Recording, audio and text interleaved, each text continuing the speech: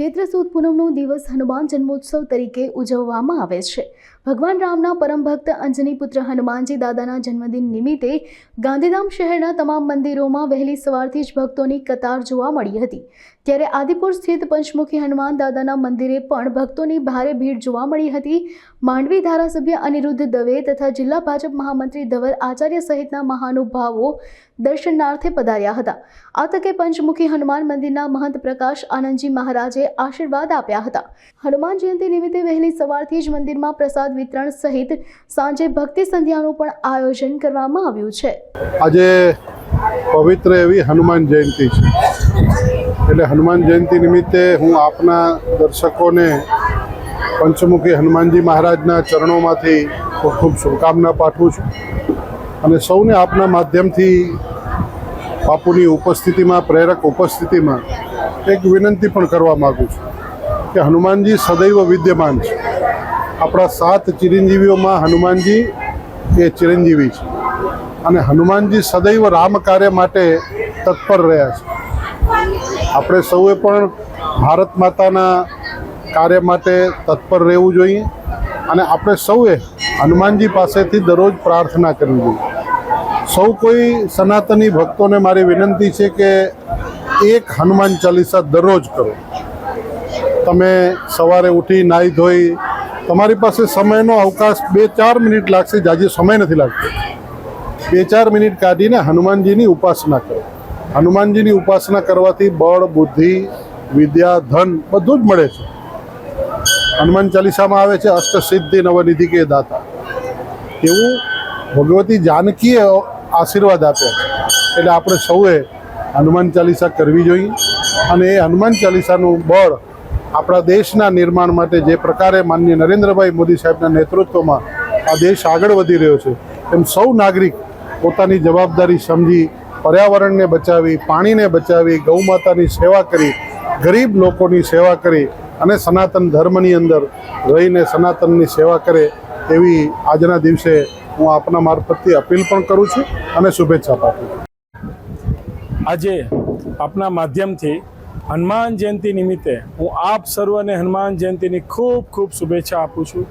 આપણે બધા જ આજે હનુમાનજીના મંદિરે જઈએ, હનુમાનજીના ભક્તિમય થઈ જઈએ, શ્રી રામના ભક્ત બોલીએ, શક્ય હોય તો ઘરે એક સુંદરકાંડનો પાઠ કરીએ, જો ઘરે સુંદરકાંડનો પાઠ ના કરી શકતા હોઈએ તો 11 હનુમાન ચાલીસા કરીએ એવી આપ સૌથી અપીલ કરું છું। ભગવાનજીનું નામ લેવાથી બધી તકલીફો દૂર થાય છે। હનુમાનજી આપણા બધા વચ્ચે હંમેશા રહેતા આવ્યા છે। હનુમાનજીના આશીર્વાદથી આપણે બધા જ બધું જ સુખ પ્રાપ્ત કરીએ છીએ। માણસ સુખ માટે અલગ અલગ જગ્યાએ જાય છે, એની જગ્યાએ આપણે આજે મંદિરે જઈ ગુરુજીના દર્શન કરીએ, ગુરુજી પાસે આવીએ, હનુમાનજીના ત્યાં પ્રાર્થના કરીએ એવી આપ બધાથી અપીલ કરું છું। જય શ્રી રામ। ગજાનનમ ભૂતગણાધિસેવિતમ કપિશજંબુ ફલચારુભક્ષણમ ઉમાસુતમ શોક વિનાશકારકમ નમામિ વિઘ્નેશ્વર પાદ પંકજમ मनोजवं मारुततुल्यवेगं जितेन्द्रियं बुद्धिमतां वरिष्ठं वातात्मजं वानरयूथमुख्यं श्रीरामदूतं शरणं प्रपद्ये। जय जय जय हनुमान गुसाई, कृपा करो गुरुदेव की नाई। श्री गुरु चरण सरोज रज, निज मन मुकुर सुधार। बन रहो रघुबल विमल जसु, जो दायक फल 4 बल बुद्धि विद्या देहो मय हर हूँ कलेश विकार। આજનો આ પાવન પ્રસંગ ભગવાન શ્રી પંચમુખી હનુમાનજી મહારાજનો પ્રાગટ્ય દિવસ। પંચમુખી હનુમાનજી મહારાજ આદિપુરના સાનિધ્યમાં પંચમુખી હનુમાનજીના મંગલા આરતી, દિવ્ય સંતોના કરકમલો દ્વારા પંચકુંડી મહાયજ્ઞનું આયોજન, વિવિધ ક્ષેત્રથી વધારેલા મહાનુભાવોના સાનિધ્યમાં અન્નપૂર્ણાનું સાનિધ્ય, ભગવાનની સાક્ષીએ આજનો આ પાવન પ્રસંગ એ સમગ્ર હિન્દુ સમાજ માટે આદર્શ છે। શા માટે?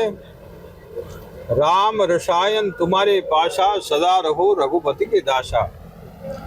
ભગવાન હનુમાનજી મહારાજની પાસે ભગવાન રામનું એક રસાયણ હતું અને તે સદા દાસ થઈ અને ભગવાન મર્યાદા પુરુષોત્તમના સત્કાર્યો કર્યા. આજના સમયની માંગ છે. હિન્દુ સમાજને મારી એક કરબદ્ધ પ્રાર્થના છે કે હિન્દુ સમાજના હરેક ઘરની અંદર માતાઓ, બહેનો, બાળકો દિવસમાં એક ગીતાજીનો પાઠ અવશ્ય થાય. ગીતાજીના પાઠનું પઠન થાય અને રોજ હનુમાન ચાલીસાનો પાઠ થાય. હનુમાન ચાલીસા એ આપણને આત્મબલ આપે છે. હનુમાન ચાલીસાના માધ્યમથી હનુમાનજી મહારાજની અસીમ કૃપાથી બલ, બુદ્ધિ અને વિદ્યાનું બલ મળે છે અને ગીતાજીના માધ્યમથી આપણને જીવન જીવવાની શૈલી મળે છે. આજના સમયમાં ભગવાન હનુમાનજી મહારાજે જેમ રામની સેવા કરી અને સેવા કરતા કરતા પણ પોતે પોતાના જીવનને જે દાસ્ય ભાવ રાખ્યો, એમ આજના સમયમાં આપણે બધા કામ માટે, સમાજ માટે, રાષ્ટ્ર માટે, રાષ્ટ્રની સેવા કરતા કરતા એક સેવક તરીકે દાસ્ય ભાવ રાખી અને ભક્તિમય, પુણ્યમય અને સેવામય પોતાનું જીવન પસાર કરીએ એવી શ્રી પંચમુખી હનુમાનજી મહારાજના ચરણોમાં પ્રાર્થના.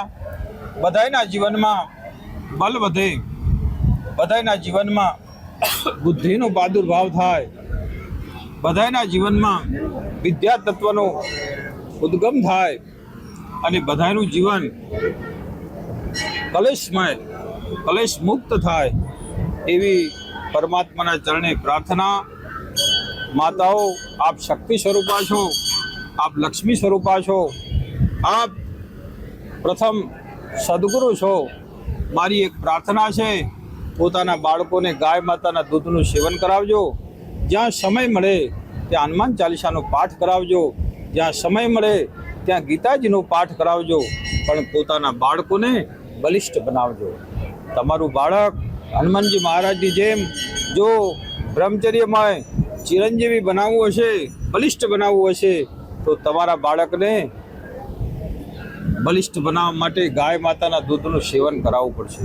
મારી એક પ્રાર્થના છે પંચમુખી હનુમાનજી મહારાજના સાનિધ્યમાં કે આજનો આ પાવન પ્રસંગ દિવ્ય અને ભવ્ય રીતે હજારો લોકોના સાનિધ્યમાં પ્રસાદમય અમારા સ્નેહી, અમારા હૃદયસ્થ બ્રહ્મદેવતા શ્રી અનિરુદ્ધભાઈ દવે માંડવી તથા અમારા હૃદયસ્થ એવા શ્રી ધવલભાઈ આચાર્ય તથા અમારે ભરતભાઈ, કિરણભાઈ, નારાયણભાઈ, મુકેશભા, અમારા ગજુભા, પરમાત્માની સાક્ષી આ ગામની અંદર, આ પૂરા સમગ્ર કચ્છમાં પંચમુખી હનુમાનજી મંદિર એક આસ્થાનું કેન્દ્ર છે અને આ મંદિરની અંદર બધા જ લોકો પરમાત્માના આશીર્વાદ લેવા માટે એક રામના સાનિધ્યમાં જેમ હનુમાનજી મહારાજ જાય એમ વિવિધ ક્ષેત્રથી બધા મહાનુભાવો પોતપોતાની રીતે ભગવાનના આશીર્વાદ લઈ દિવ્યતા અનુભવે છે.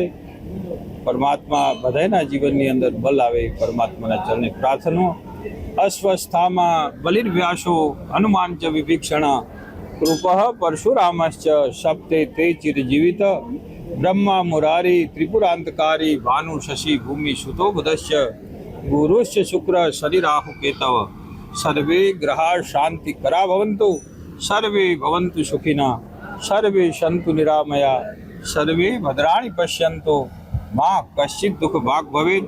તન્મે મનઃ શિવ સંકલ્પમસ્તુ અસ્તુ. નમઃ પાર્વતી પતે હર હર મહાદેવ.